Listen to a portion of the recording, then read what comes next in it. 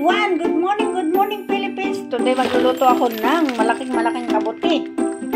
Tingnan nyo naman guys kung gaano kalaki ang kabuti niya. No? Isang balot na kabuti. Ang lalapad no, grabe. Pero alam nyo guys, nakikita ko sa Pilipinas nung bata pa ako. Sa bukid namin. Tapos ito guys, ang laki ng tayong daga. Kakaluan natin yan. Marami naman tayong daga sa Pilipinas, pero sobra namang liliit. Pero dito sa Taiwan, parang tinatanim lang talaga yung mga tayong daga. Kaya yan ang ihalo natin, tayong daga. Ang lalaki no? Grabe. Yun ang nakakakilala ng tayong daga. Tapos, lalagyan natin ng carrots. Yan ang lahat niyan. At saka ito yung pampabango. Ito yung alam mo sa atin sa Pilipinas. Gamot ito. Pero dito sa kahit sa bansa naman ito yan. Ilalagay sa mga ulam talaga yan. Ano tawag dyan? Dito kasi sa Taiwan, susanta ang tawag namin. Kalimutan ko na ako anong tawag dyan sa English. Ano nga ba? Isip muna ako kasi ako malilimutin ako. Chat. So, ayan guys, hiwa-hiwalay ko muna yun sa plastic niya. Para ipakita ko sa inyo kung gaano kalaki. Ayan na, natanggal ko na sa plastic. Oh, ang lalaki. Grabe. Oh. Naalala ko tuloy yung mga magulang. Kasi yung mga magulang ko, pag sa umaga gagala sila, no? Pag pupunta sila sa bukid, pagdating nila, may ganyan nakalalaking mga mga mushroom. Oo. Kabuti yan, guys. Kabuting malalaki. Ayan, giant kabuti. Diba? Sa Pilipinas lang ako nakita nito ng maliliit pa talaga ako. Kapanahon na nakatira kami sa bukid. Alam nyo guys, nung panahon na nakatira kami sa bukid, hindi man lang kami nakaranas maghirap. Kasi guys, sobrang sipag ng mga magulang ko. Sobrang proud ako na taga Quezon na taga bukid kasi nga sobrang dami namin mga produkto nung kami nasa bukid. Kami naghirap. Hindi ko naranasan na maghirap na nasa bukid. Kasi sagana talaga sa lahat. Ayan. Nakita ko lang talaga guys itong aking kabuti. Kasi namiss ko yung mga magulang ko na nasa heaven na. Kasi sa kanila ko nakita yung kung paano sila mamuti ng kabuti sa amin nung kami bata pa. So, ayan. Pero dito, actually ang kabuti na yun, tinatanim talaga yan. Pinapatubo na. Mga magagaling na ngayon, pinapatubo na lang talaga yung kabuti. Hindi kagaya natin sa bukid nung araw na tumutubo talaga yan doon sa mga sa mga uhod-uhod. Saka doon sa mga bukid-bukid. Eto, parang sa lupa, ito tumutubo eh. O, diba? Okay guys, paghihiwa-hiwalay ko muna. Separate ko. Hindi ko yan lahat lulutuin. Kukuha lang akong 3 piraso nito. Tapos ito halasin ko lang yan. Kala nyo lahat ko isang luto Tapos syempre ito ilalahat ko yan. Tapos isang carrot. So ayan. Si-separate ko na guys yung aking lulutuin. So ayan guys, nahati ko na. Kalahati lang talaga ng kabuti ang lulutuin ko. Kasi ayun yung kalahati. Sa next na pagluluto ko naman yan. O diba ang dami? O ayan yung kalahati.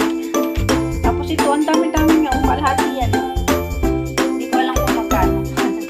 Tapos ito guys, 3 pirasong malalaking moer lang talaga.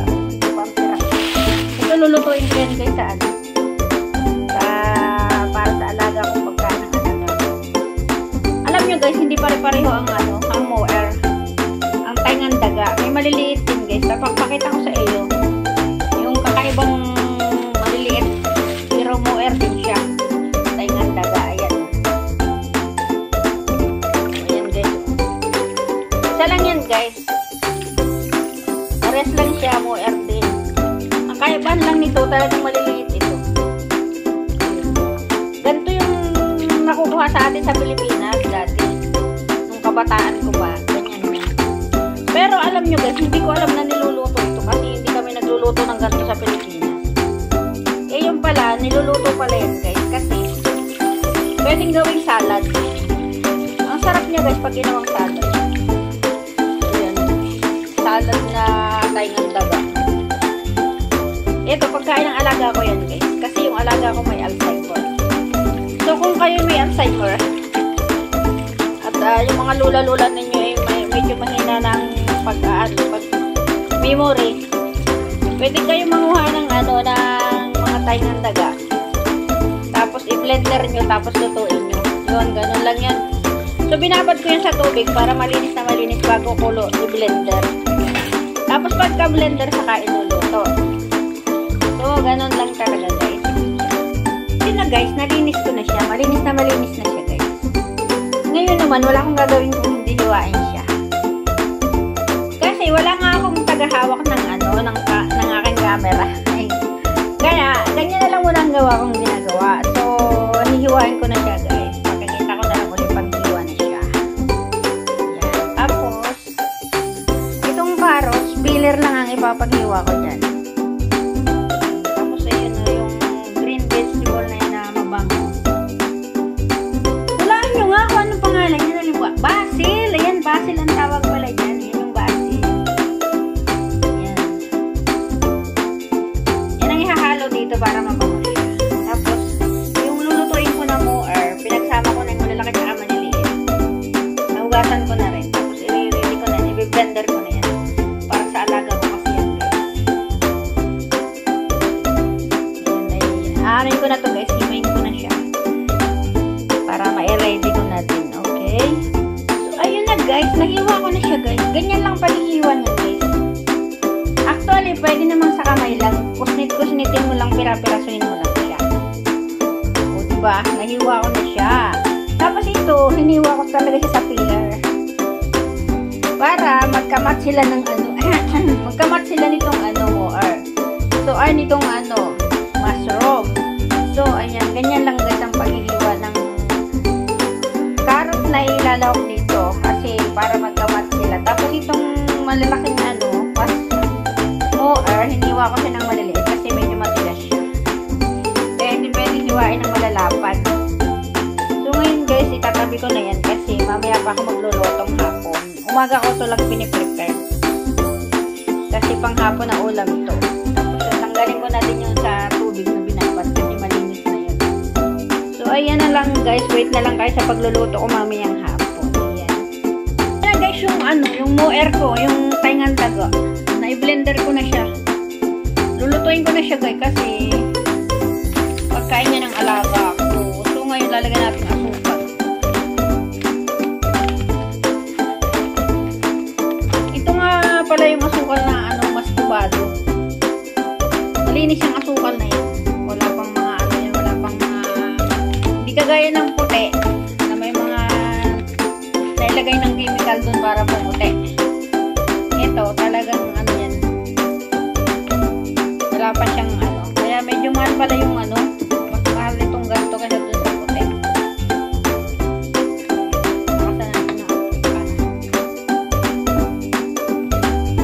So, alam nyo guys, itong pagkain ito ng alaga ko. 2 weeks niya itong kakainin. Kasi sa isang kutsara, sa isang cup, kalahati lang nun ang ilalagay ko nito. Tapos yung iba nun, gatas. So, ayun. Sa umaga itong alusal niya. May kahalo ng gatas. Diet nga yung alaga namin ngayon. Kaya, okay lang yun para hindi siya tumaba. So, ayan na nga guys. Lulutuin ko ito ng lutong-luto hanggang sa kumulong-kumulong-kumulo. Tapos, pag kumulong-kulo na talaga siya, luto na, patayin ko na. Tapos, pag palalamigin ko lang, tapos ililipat ko na sa mga container. So, ayan. Itinuturo ko lang sa inyo kung paano pagluluto ko ng moer. Ayan, medyo kumukulo-kulo na siya. Kaya nga pala guys, ang pagluluto nito, kailangan ay halong-halo. Kasi kung ihihinto mo siya ng paghalo, magtututong ang ilalim niya.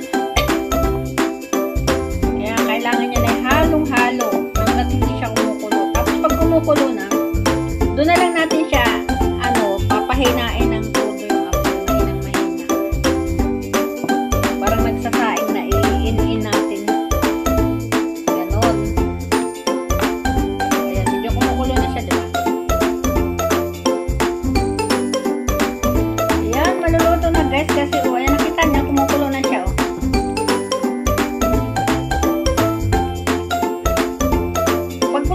siya guys, pwede na akong maghina ng apoy. Ihina ko na siya pag kulong-kulo na talaga siya.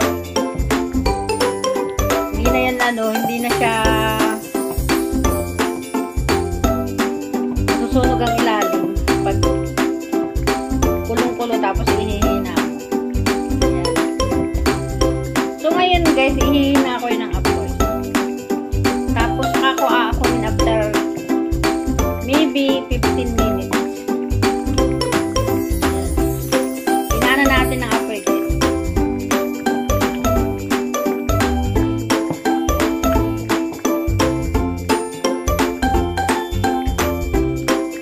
So yan na guys, pwede na natin siyang ahunin. Ahunin ko na siya guys at papalamigin tapos ililipat natin sa container. Nagtatalsika na guys. Yan na guys, so naka-anim na tap yung aking niluto na pagkain ng alaga kong moero. 6 na tap ang natapos ko talaga guys. Dami na yan, sabi ko sa inyo, maraming 3 weeks yan makakainin ng alaga ko guys, kaya 3 weeks ako bago magluto. Ayan, magluluto na tayo guys nitong aking yan, magluluto na tayo niyan, mushroom. Umpisahan na natin. Dami kong niluto. Ito lang naman kasi ang lulutuin ko. Tsaka gulay. Nakaluto na ako ng gulay. Hindi ko pinakita. Ito guys ang unahin ko. Kasi matigas-tigas ito. Ano na to. Kaya yan ang unahin ko. So lalagyan natin siya ng kaunting tubig muna para maluto.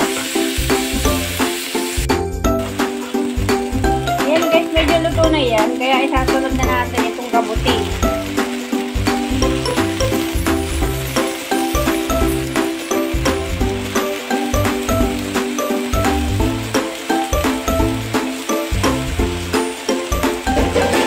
Panghuli natin ilalagay ito. Pag maluluto na itong basil.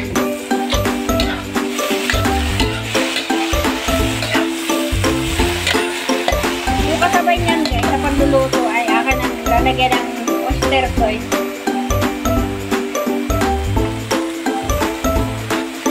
Yan lang naman lang yan guys. Wala nang iba. Tatakitan ko muna guys para malutong na talaga siya. Takipan muna natin. Ayan guys, feeling ko maluluto na siya. Dali lang naman kasi maluto ang kabuti. Ang sarap niya guys, promise.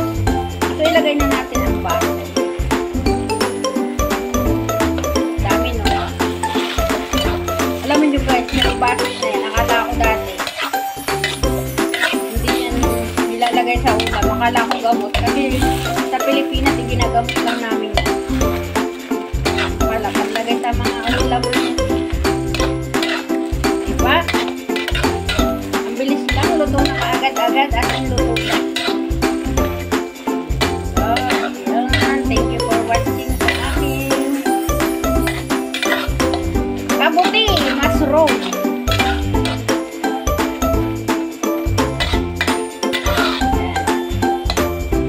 Katiin ko lang ng konti at aahonin ko na. Ayan, lutong-luto na siya guys. Thank you for watching. Luto guys, ayan yung karne, ninip ko. Tapos yung isda.